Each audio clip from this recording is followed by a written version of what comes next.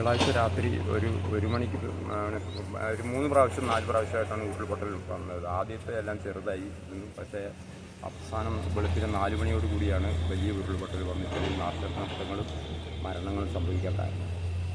വലിയൊരു ദുരന്തമല്ലേ ഇവിടെ ഉണ്ടായിരുന്നത്? വലിയ ദുരന്തം എന്ന് പറഞ്ഞാൽ ഇന്ന് കേരളമല്ല, ചിലപ്പോൾ ഇന്ത്യയിൽ ലോകത്തിൽ തന്നെ ഏറ്റവും വലിയൊരു ഉരുൾപൊട്ടലായിരിക്കും. നമ്മൾ ഈ നിൽക്കുന്ന പ്രദേശത്ത് എത്രത്തോളം വീടുണ്ടായിരുന്നു? നമ്മൾ ഈ നിൽക്കുന്ന പ്രദേശത്ത് തന്നെ ഒരു 10-30-40 വീടിന് മുകളിലുണ്ട് ഈ ഒരു പ്രദേശം. ഇവിടെ ഇപ്പം മൊത്തത്തിൽ എത്ര വീടുകൾ പോയി എന്നുള്ള കണക്ക് തന്നെ എടുത്ത് വരുന്നതേ ഉള്ളൂ. എന്തായാലും ഒരു 300 പാടികളെല്ലാം കൂടെ ഉൾപ്പെടുമ്പോൾ ഒരു 10-300 വീടിനടുത്ത്.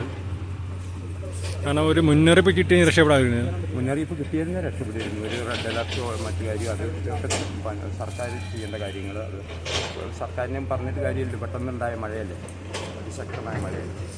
ഇനി ഇത് പഴയതുപോലെ ആവാൻ ഒരുപാട് കാലം പഴയതുപോലെ ആകാൻ സാധിക്കുമെന്ന് എന്നെ സംബന്ധിച്ച് പ്രതീക്ഷയില്ല. ഇവിടെ ഇനി ഒരാൾ സ്ഥലം മേടിക്കുകയോ ഒന്നുമില്ല. പെട്ടവർ പെട്ടു.